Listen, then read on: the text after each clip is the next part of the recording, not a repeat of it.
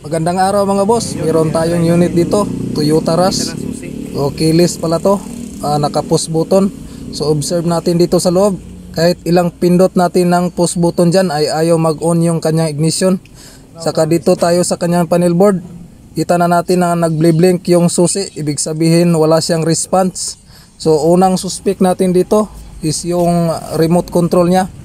Check natin yung battery at i-test natin kung umaabot ba siya ng hanggang 3 volts yung voltahe. Pag aabot siya ng 3 volts yung battery natin, ibig sabihin ay good siya. Kapag hindi naman aabot ng 3 volts, ibig sabihin ay lobat na talaga yan. Kailangan na talagang palitan. So dito, sinimulan na natin i-test yung kanyang luma na battery.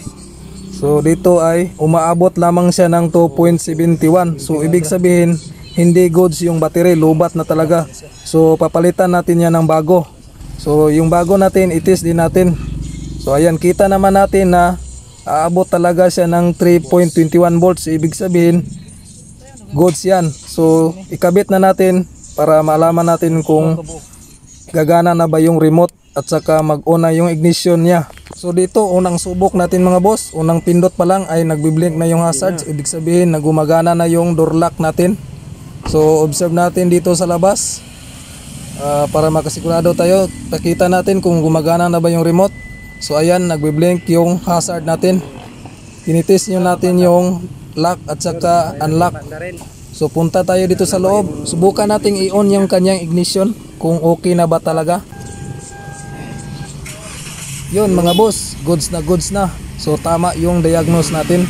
So napaka-basic lang naman yung ginawa natin dito mga boss, kasi palit lang naman tayo ng battery ng remote.